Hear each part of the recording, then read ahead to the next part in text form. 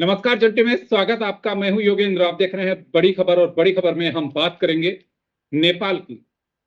हिंसक घटना है। जब इस तरह का उन्माद होता है तो उसका चेहरा केवल एक ही होता है, और वो होता है उन्माद, नेतृत्वहीन होता है।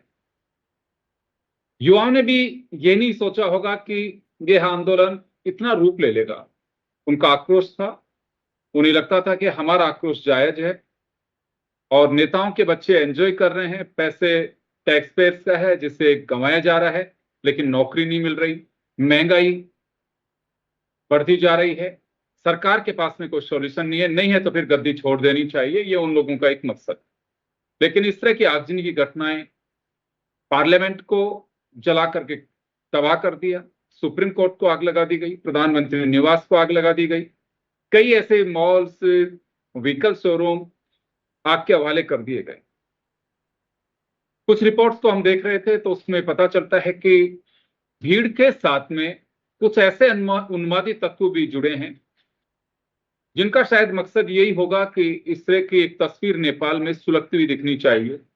हालांकि आइडियोलॉजिकल भी बात करें तो नेपाल कांग्रेस के दफ्तर को भी आग लगाई गई है, तो वहां के कम्युनिस्ट पार्टी के दफ्तर को भी आग लगा दी गई।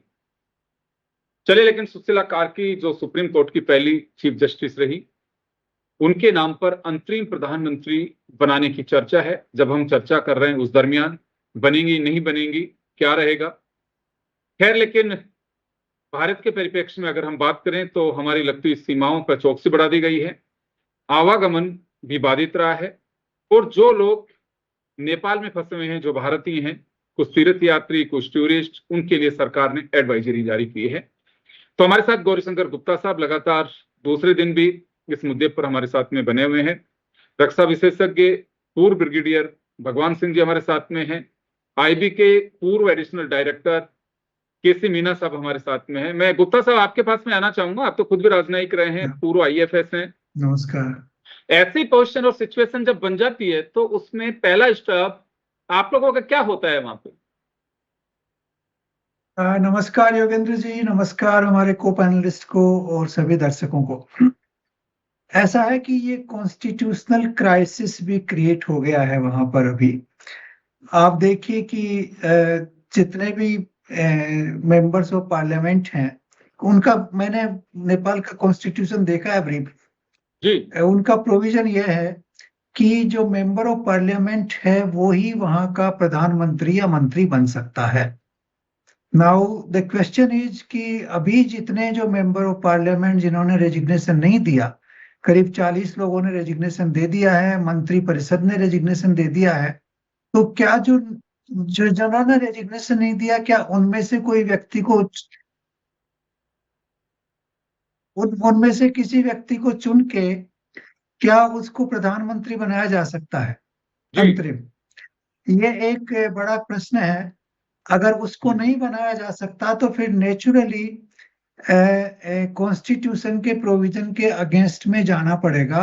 और उसमें क्या है कि जिस तरह से मिलिट्री रूल अभी लागू हुआ है, उसको ध्यान में रखते हुए मिलिट्री को, कॉन्स्टिट्यूशन को प्रोविजनली सस्पेंड करना पड़ेगा, और उस सस्पेंशन के बाद एक अंतरिम गवर्नमेंट बनेगी, और फिर कॉन्स्टिट्यूशन का रेस्टोरेशन होगा जब नए इलेक्शन डिक्लेयर होंगे।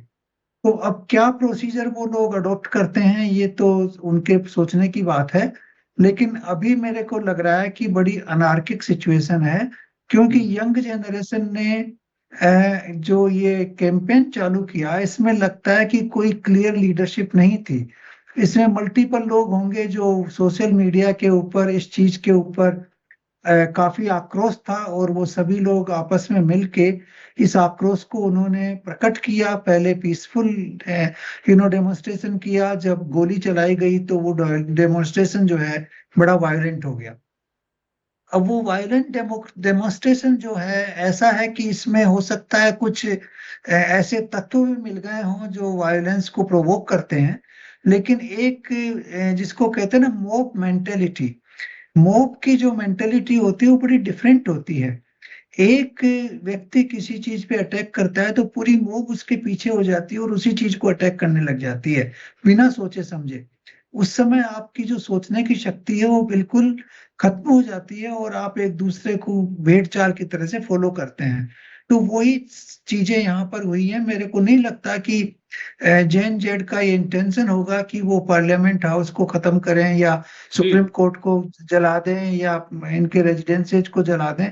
ये मेरे ख्याल से इंटेंशन नहीं सर, था, आपको लेकिन लगता है उनका कि ये कुछ इंटेंशन, उन्मादी सर, ये आपको लगता है कि कुछ उन्मादी हाथों में आंदोलन चला गया जिसका कोई नेतृत्व नहीं है? मैं ये नहीं कहता कि उन्मादी हाथों में चला गया ये कंप्लीटली।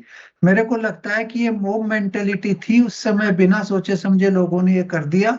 अब उनको रियलाइज हो रहा है और वो कुछ लोग आगे भी आ रहे हैं। जैसे पता लगा है कि वो अभी जो जितना भी गार्बेज है, रबल है, उसको कलेक्ट करने में मदद कर रहे हैं और एक कमेटी वो बना रहे हैं जो आर्मी के साथ जो है बातचीत करेगी, नेगोशिएट करेगी आगे कैसे बढ़ा जाए।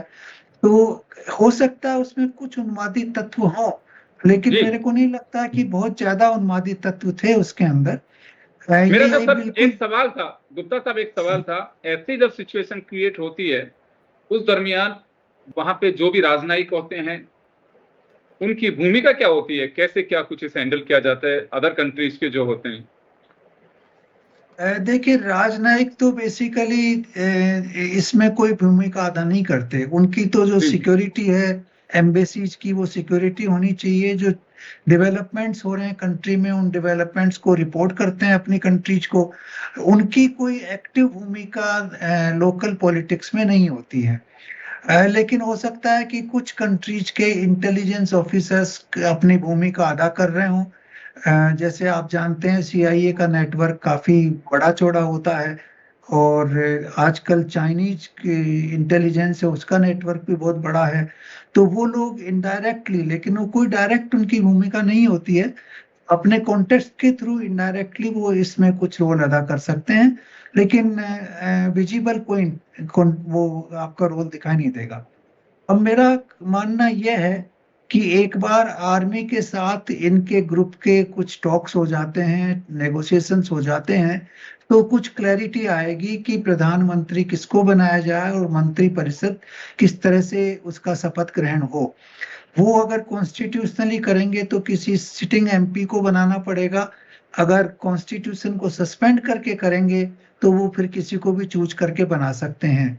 मेरा ये मानना है कि JNZ नहीं चाहती कि एग्जिस्टिंग पॉलिटिकल पार्टीज में कोई भी प्रधानमंत्री बने, क्योंकि उनका गुस्सा सभी पॉलिटिकल पार्टीज से है और इसीलिए उन्होंने उनके रेजिडेंसेज को और उनकी जो ऑफिसेज हैं उनको अटैक किया है। चाहे वो भूतपूर्व प्रधानमंत्री हो, किसी भी इरेस्पेक्टिव ऑफ किसी पार्टी के हों, सबको उन्होंने अटैक किया है। तो वो तो यही चाहते हैं कि एक नई धारा आए देश के अंदर, नई युवा कोई प्रधानमंत्री बने। इस तरह का उनका विचार मेरे को लगता है, ये मेरा असेसमेंट है। ये जी हो सकता है गलत हो, लेकिन मेरा असेसमेंट यही है।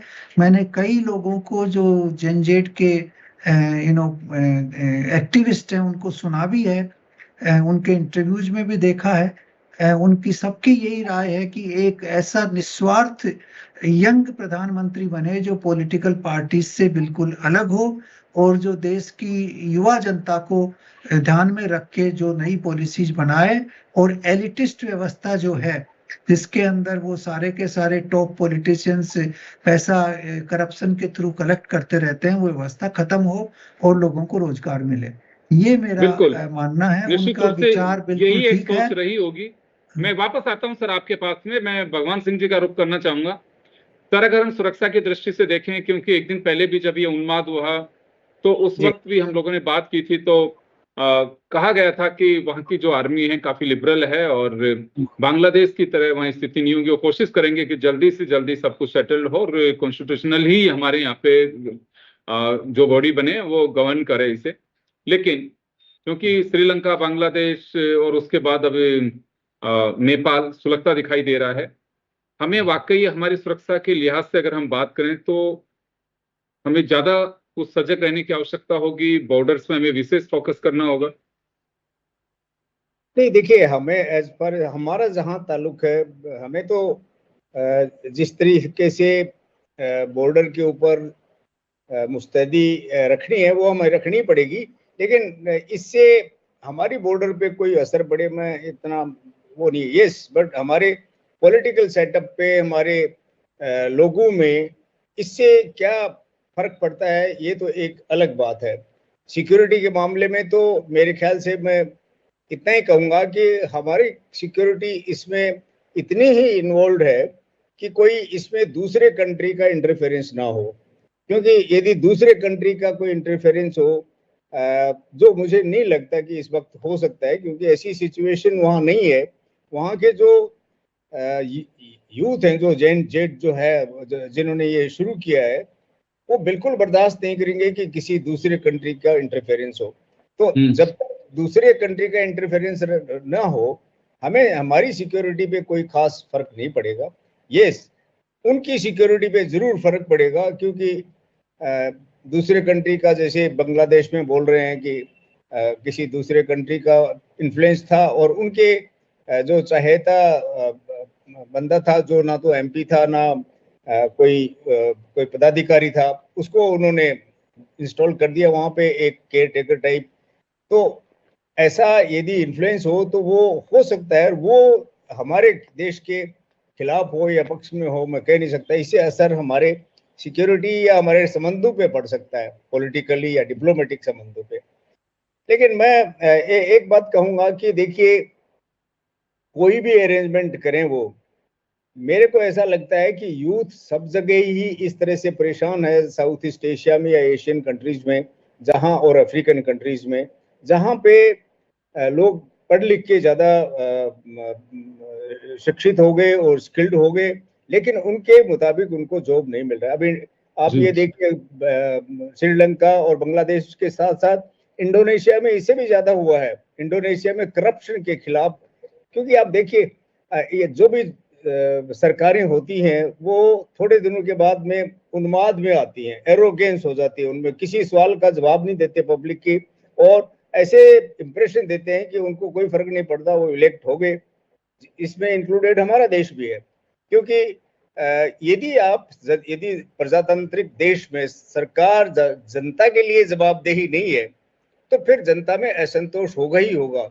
और किसी भी सरकार के पास कोई ऐसा फुल प्रूफ साधन नहीं है, क्योंकि आपके पास संसाधन सीमित हैं, उसमें आप सबको रोजगार दे दो, सबके लिए सबकी गरीबी दूर कर दो, ये बहुत मुश्किल है। ये धीमे स्पीड से हो सकता है, लेकिन यदि ये अच्छी तरह सुव्यवस्थित तरीके से करप्शन फ्री ढंग से हो तो जल्दी हो जा सकता है। चाइना में कैसे हो गया? चाइना हमसे भी ज्यादा पुअर था, 1990 तक हमारी जीडीपी उनसे ज्यादा थी। कैसे ये पिछले 30 साल में 20 साल में अचानक ऐसा हो गया?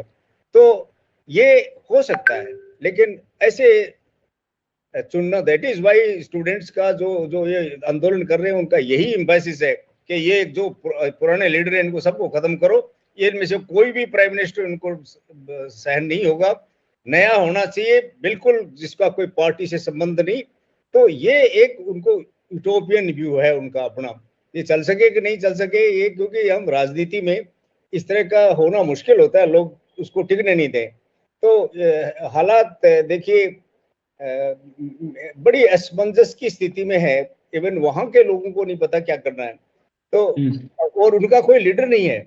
एक लीडर हो तो हो सकता है कि उसमें 2-3 लीडर बता रहे हैं जो कि इसमें शामिल हुए थे, लेकिन उनका एक्सपीरियंस, उनका सरकार को एकदम से इतनी बड़ी रिस्पॉन्सिबिलिटी हैंडल करना कोई संभव साधारण बात नहीं है।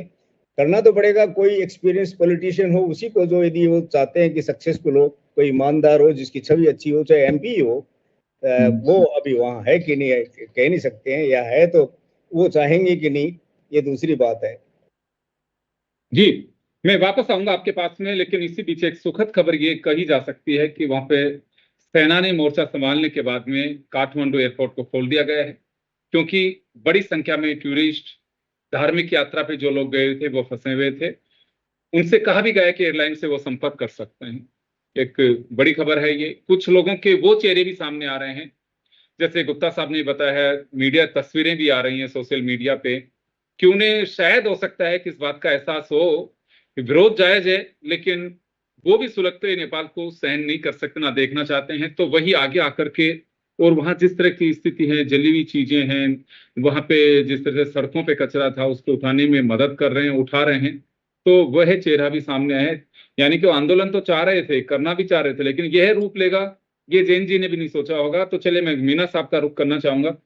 सर, क्या मानना आपको कि ये आंदोलन या इस तरह के आंदोलन, क्योंकि देखिए ये जनरेशन जो है इसकी उम्र मैक्सिमम 28 साल है, तो बूते से बड़ा एक आंदोलन तो खड़ा हो गया, लेकिन वो संभल नहीं पाया, और ऐसे में कुछ तत्वों ने इसे हाथ में ले लिया, और यूं कहूं कि जैसे कहा जाता है कि चलिए अपनी भी बाटी सेक लेते हैं, यानी कि हाथ साफ कर लेते हैं, या देश यूं कहें कि वो भी अब इसमें घुस गए। इस वजह से तस्वीरें जो जली हुई नेपाल की, सुलगता हुआ नेपाल दिखाई दे रहा है, वो एक कारण हो सकता है। यहाँ पे मैं आप सबको सबसे पहले नमस्कार बोलना चाहूंगा। और जैसे गुप्ता जी ने कहा, अपने जो इनका विदेश सेवा का अनुभव भी रहा है, ब्रिगेडियर साहब ने भी कहा, ये जो नेपाल में जो घटना घटी है, निश्चित रूप से इसमें लग नहीं रहा था किसी का नेतृत्व है, युवा लोग थे। लेकिन पीछे से आप ये मानिए, मैं भी बराबर इसको फॉलो कर रहा हूँ प्रिंट मीडिया, इलेक्ट्रॉनिक मीडिया के माध्यम से, लेकिन पीछे से इनके पीछे जो है वर्तमान में जो काठमांडू का मेयर है पलेंद्र साहा, और भी कुछ लोग हैं, जिसमें इनके पहले जो प्रधानमंत्री रहे हैं पुष्पचंद्र जो प्रचंड जो है, उनका भी स्टेटमेंट आया था कि इस तरह से बोला गया था उनकी तरफ से कि आगे बढ़े, लेकिन धैर्य के साथ बढ़े।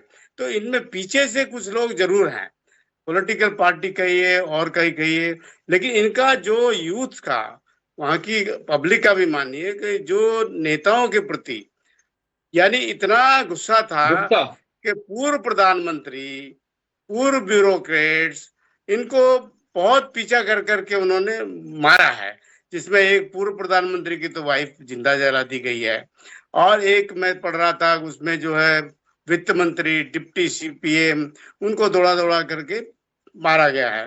तो इस तरह से इनका जो गुस्सा था करप्शन के प्रति, और वहाँ जो है नेपोटिज्म के प्रति, ये बहुत बड़ा गुस्सा था। तो मैं ये समझता हूँ कि निश्चित रूप से ये नेतृत्व उतना नहीं था, लेकिन पीछे से बैकिंग जरूर थी।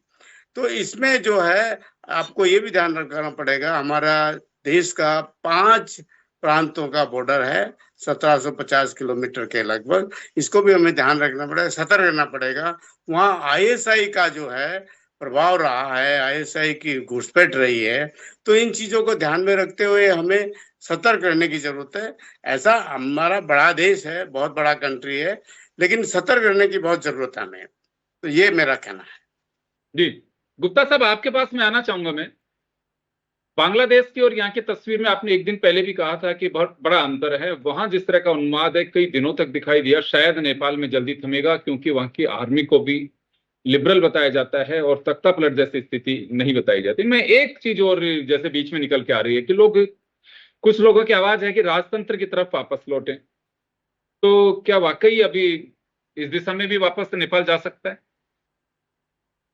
देखिए, मेरे को लगता है कि राजतंत्र के लिए जनता का बहुमत शायद सामने नहीं है। एक बहुत अच्छा परसेंटेज जो है वहां की जनता का, वो राजतंत्र को फेवर करता है, लेकिन वो मेजोरिटी से मेरे को लगता है काफी कम है। मेरा ऐसा असेसमेंट है कुछ लोगों से बात करने के बाद, कि हो सकता है 25-30% लोग उसके फेवर में हों, लेकिन जब तक 50+% नहीं होता है तब तक उस व्यवस्था में जाना बहुत मुश्किल है। और आप जानते हैं कि पूरे विश्व में भी राजतंत्र की व्यवस्था आजकल इतनी फेवरेबल नहीं है। जहां भी राजतंत्र है, 300-400 साल तक राजतंत्र रहे बड़े बड़े देशों में, लेकिन पिछले 70-80 साल में, पर्टिकुलरली सेकेंड वर्ल्ड वॉर के बाद में, राजतंत्र की व्यवस्था इतना पॉपुलर नहीं मानी गई है।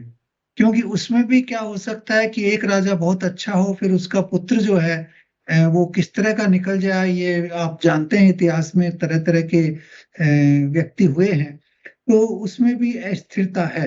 तो उसकी बजाय आजकल जनरल मान्यता यह है कि राजतंत्र की बजाय प्रजातंत्र ज्यादा अच्छा है, और जनता को एक ऑप्शन होना चाहिए हर 4-5 साल बाद, 6 साल बाद, कि वो एक नया प्रतिनिधि अपने लिए चुने।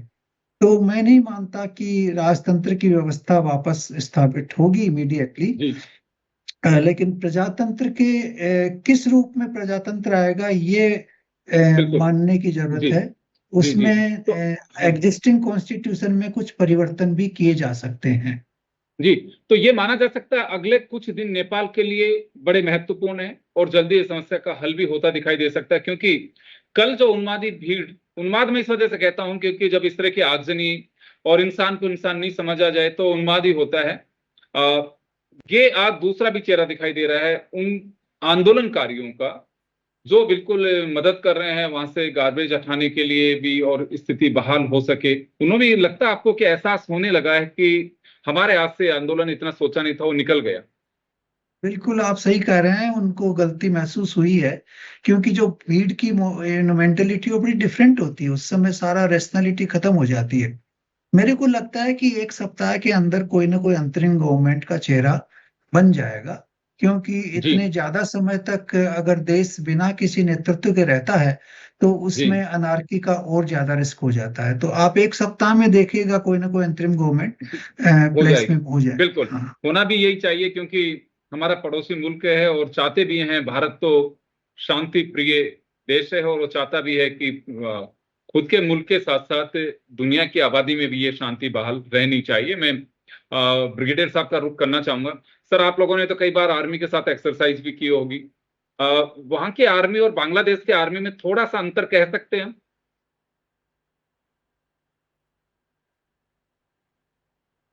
अनम्यूट अनम्यूट करिए कर सर, लें आप ब्रिगेडियर साहब। म्यूट किया हुआ है सर आपके यहाँ से। जी जी वापस कर दिया आपने, वापस म्यूट कर दिया सर, पहले अनम्यूट किया था। दोबारा हो गया क्या? जी जी बिल्कुल कंटिन्यू सर, प्लीज, सही है ये। नहीं, फिर सर म्यूट कर वापस दिया आप उस आपने। पर उंगली लगा के वापस कर देते हैं, आप उंगली मत लगाइए, एक बार ही टच करिए। नहीं, आप अनम्यूट करिए पहले दोबारा।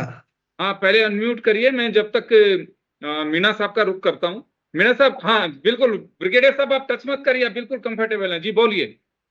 मैं ये कह रहा हूं कि हमारे साथ बंगला ऑफिसर्स ने भी ट्रेनिंग की है कई कोर्सेज में, और ट्रेनिंग भी की है साथ में, और नेपालीज ने तो बहुत ही किए। नेपालीज के ट्रुप्स भी हमारे साथ रहे हैं, उनको कमांड भी किया हमने। तो उनकी आर्मी में इतना फर्क समझिए जैसे इंडियन आर्मी और पाकिस्तानी आर्मी में, या इंडियन आर्मी और बांग्लादेशी आर्मी में। उनमें क्या है कि जो धार्मिक उन्माद है वो जल्दी घर कर लेता है। अभी देखिए, इनकी आर्मी ने प्राइम मिनिस्टर की रिक्वेस्ट के बावजूद भी इंटरफेयर करने से इनकार कर दिया। चीफ ने बोलता मैं नहीं करूंगा। रात को 10 बजे उन्होंने कहा यू प्लीज इंटरवीन, तो he said no, you deal with your police. तो ये they don't want to involve. ये बांग्लादेश और पाकिस्तान के आर्मी तो चाहते हैं कि जल्दी से कोई कंट्रोल करें, बट वो प्रजातांत्रिक व्यू के आदमी हैं बेसिकली। तो इसलिए मैं नहीं सोचता कि वहां की आर्मी के, यस, जब तक हालात सही नहीं हो और उनको ये विश्वास, बिकॉज आफ्टर ऑल वो संविधान के संरक्षक हैं, वो यदि कुछ नहीं करेंगे तो संविधान का तो कौन ख्याल रखेगा, कौन बचाएगा इसको, किसके पास फौज है? और तो आखिर वही एक साधन है जिससे संविधान बचाया जा सकता है। तो जैसे गुप्ता साहब ने बताया, तो इसका कोई सॉल्यूशन वो किस तरह से कॉन्स्टिट्यूशन के अंदर रहते रहते ही वो चाहेंगे कि इसका संशोधन हो, समाधान हो जाए। ये क्या समाधान हो जाए ये तो हम कह नहीं सकते, लेकिन आर्मी की तो इच्छा यही सब मैं महसूस करता हूँ। या जैसे इंडिया में ऐसा हो जाए तो इंडियन आर्मी क्या करेगी, बिकॉज हमारी बेसिक ट्रेनिंग इंडिया से ली हुई है उन्होंने। सारे उनके ज्यादातर ऑफिसर इंडियन इंस्टीट्यूशंस में या तो इनिशियल ट्रेनिंग या बाद में कोई कोर्स या हायर कोर्स या सीनियर कमांड कोर्स सारे किए हुए हैं। तो जो कल्चर है हमारी आर्मी की, वही कल्चर उनकी है मेरे हिसाब से, अनलेस ऐसा लगता भी नहीं है अभी उनके व्यवहार से। बिल्कुल। चलिए, मैं मीना साहब आपका रुख करना चाहूंगा। तो हमें अब कहाँ सजग रहने की जरूरत है, या फिर हमें वेट एंड वॉच के स्थिति में जाना चाहिए और अभी नजर बनाए रखनी चाहिए? क्योंकि वो तो सिचुएशन से पहले ही एडवाइजरी जारी कर दी गई है कि बाहर बेवजह ना निकलें और अगली एडवाइजरी का इंतजार करें। बिल्कुल हमें सतर्कता तो बरतनी है। जैसे मैंने आपको पहले भी कहा कि हमारा 5 जो बड़े स्टेट हैं उनका बॉर्डर लगता है नेपाल के साथ में, और वहाँ की आर्मी, जैसा मैं ब्रिगेडियर साहब से सहमत हूँ कि आर्मी और बांग्लादेश के आर्मी को तो एक नहीं कहा जा सकता। ये जो आर्मी है अलग है, और इसका आपको ये ब्रिगेडियर साहब सहमत होंगे कि यहाँ मानद जनरल की उपाधि दोनों जो जो सेना प्रमुख है उनको दी हुई है हमारे नहीं, इंडियन वो ये और कह रहे हैं कि नेपाल सेना में। ने, अगर हो सकता है कि इस तरह की स्थिति ना भी बनती, क्योंकि सेना अगर पहले से उतरती, लेकिन उन्होंने ऑर्डर ही नहीं माना प्रधानमंत्री का। ऑर्डर नहीं माना है। ऑर्डर तो मैं ये नहीं कहूंगा कि उनकी जो एडवाइस थी माना नहीं, ये नहीं कहा मैंने, इंटरव्यू माना करने ये नहीं की, कहा। वो मेरे ख्याल से उन्होंने उसको उचित नहीं समझा। हाँ। उस तरह का, हाँ, उचित नहीं समझा। अभी भी उन्होंने उसके बाद जो अपील की, मेरे ख्याल से पब्लिक में उनके आर्मी के प्रति थोड़ा विश्वास नहीं सर, पैदा अगर हुआ। ऑर्डर, वो बात ठीक है ब्रिगेडियर साहब, अगर प्रधानमंत्री या राष्ट्रपति कुछ कह रहे हैं उस बात को नहीं माना जाए तो फिर तो डिसोबे, नहीं, एक तरह से ये कहूं कि ना ही करना है। ये नहीं नहीं है। माना जाए, मैं इससे सहमत नहीं हूँ। मेरे ख्याल से उन्होंने इंटरवीन करना इस सिचुएशन में उचित नहीं समझा, उचित नहीं मेरा ये समझा। मानना है। मतलब ये यानी कि इनमें वो फर्क होता है, क्योंकि एडवाइस दे इस रहे तरह हैं कि का आप कारण क्या है कि जब आप देखिए ओली को भी जो है रिजाइन करना पड़ा। ये 4 बार प्रधानमंत्री रहे हैं और प्रो चाइना माने जाते हैं। तो ये सारी चीज मैं समझता हूँ ये आर्मी ने अच्छा ही किया है इस तरह नहीं, की आर्मी ने, सिचुएशन में। देखिए साहब, आर्मी ने ये समझ लिया था कि ये सेंटिस में इन्वॉल्व होगा, इस स्टूडेंट्स के खिलाफ कार्रवाई करने में वो बदनाम ही होगा, तो इसलिए उन्होंने बिल्कुल सलाह बिल्कुल दी। ये ये नहीं कि हुक्म तोड़ दिया उन्होंने, नो, ऐसा हाँ, आर्मी नहीं हुक्म कर मेरे सकता। ख्याल से थोड़ा नहीं है या माना नहीं है, ऐसी बात नहीं है। हाँ, ऐसा ये मैं नहीं। मानता हूँ। योगेंद्र जी, मैं इस चीज से सहमत हूँ कि ये जैन जी वाले जो थे वो ये बिल्कुल क्लियर कर चुके थे कि ये प्रेजेंट पॉलिटिकल जो क्लास है वो बिल्कुल उसके खिलाफ है। डिस्क्रेडिटेड है। हाँ, वो डिस्क्रेडिटेड है, और आर्मी ने सोचा कि इस डिस्क्रेडिटेड क्लास को सपोर्ट करने के लिए उनका इंटरवेंशन ठीक नहीं होगा। हाँ। जी चलिए, मैं माफी चाहूंगा सर, रोकना चाहूंगा तमाम पैनलिस्ट को। तो चलिए, नेपाल में पहले दिन जो तस्वीर थी वो थोड़ी सी जिस तरह की आग लग रही थी वो कम दिखाई दी है बुधवार को, और हो सकता है आने वाले दिनों में और सामान्य हो। भारत पूरी स्थिति पे ध्यान रखे हुए है, क्योंकि हमारा 1700 से अधिक किलोमीटर का एरिया 5 राज्यों से टच करता हुआ जा रहा है। तो तमाम परिस्थितियों पे हमारा फोकस भी है, ध्यान भी है, आवागमन भी हमारा कॉमन है। लेकिन इसी बीच जो बड़ी खबर फ्रांस से चौंकाने वाली है वो भी एक, यूं कहूं कि आगजनी और पथराव की जिस तरह की घटनाएं, वहां भी एक तरह से वहां की वर्तमान जो सरकार उसके खिलाफ एक आक्रोश है।